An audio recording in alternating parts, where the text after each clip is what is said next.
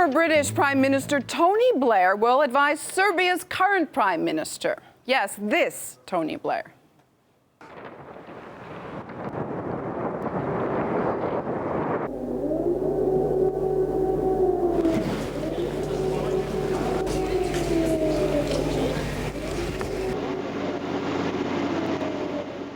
The one who bombed Belgrade 16 years goes by fast, so you might need reminding what it was all about. Humanity.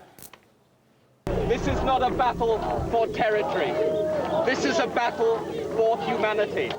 Yes, he does it all for the good of the people. How's that going, Iraq? It's not about money. Even though he rakes in tens of millions of dollars a year, Blair has a whole list of countries he has or advises around the world. And now Serbia's Prime Minister, Aleksandar Vucic, who used to be a staunch critic of the ex-British leader, so much so he edited a book titled English Gay Fart, Tony Blair. Classy, huh?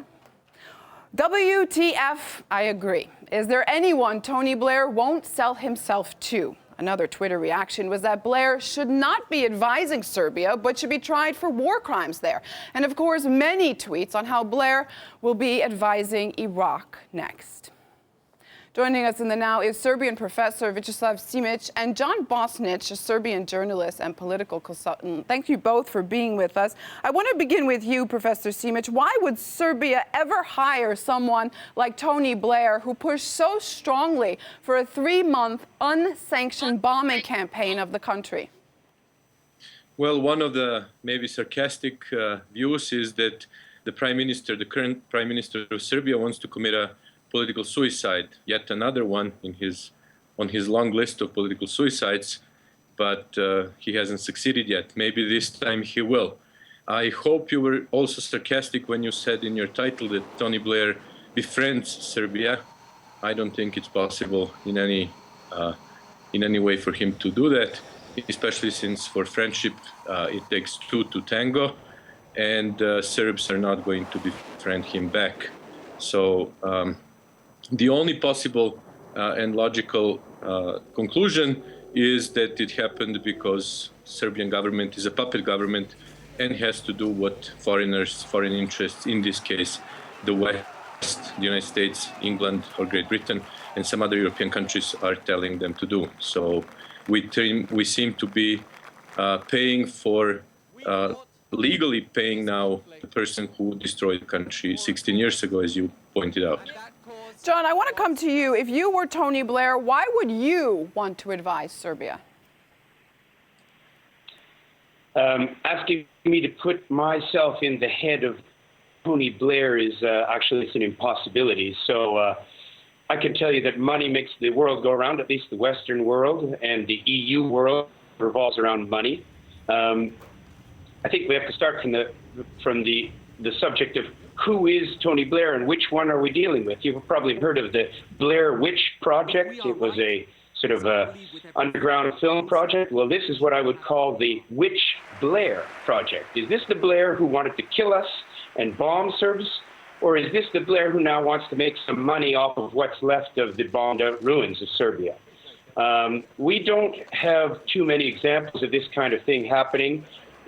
I'm sorry, I cannot quote what Prime Minister Vucic said about Blair on television and in the media during the bombing, because that's unquotable in civilized company.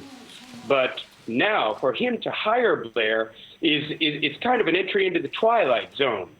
This is a man who would never have even spoken to Blair, has published the book that you mentioned, and is now hiring him, and God knows what kind of pressures are being placed on Serbia to do this kind of thing against itself. Professor Simich, I want to ask you about the implications, the further implications in terms of the continent, of the geopolitical situation for Europe, and of course the reaction of the Serbian people.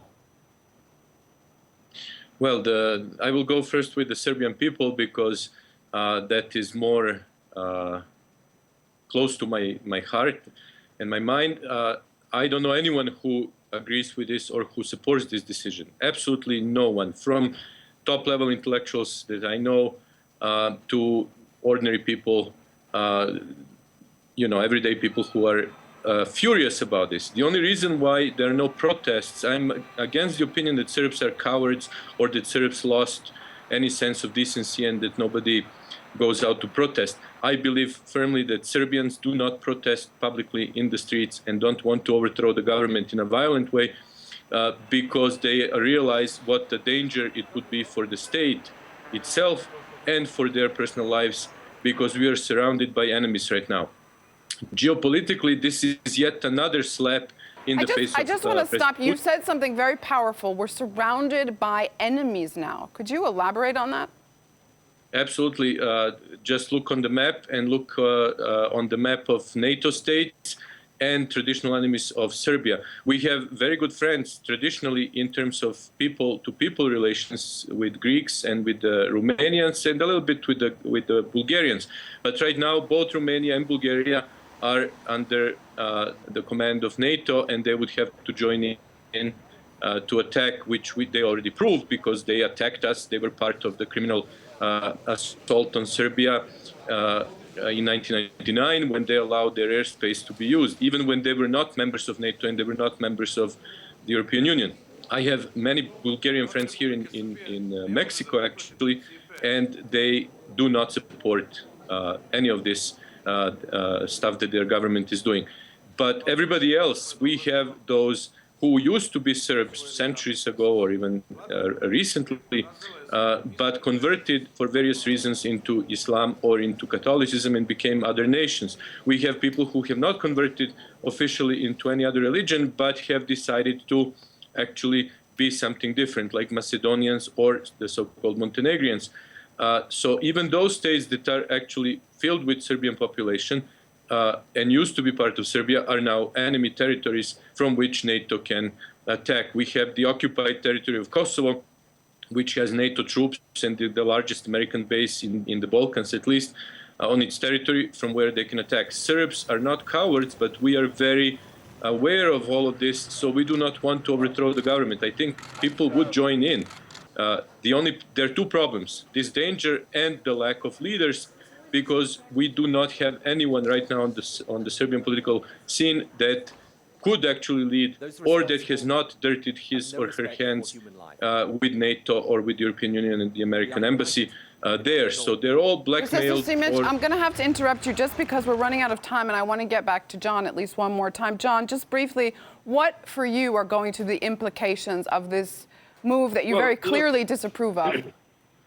If I had to predict what this means, I think this means that it's time for a changing of the guard, and the foreign masters of the current government of Serbia have ordered its leader to fall on his sword, because nobody could do this.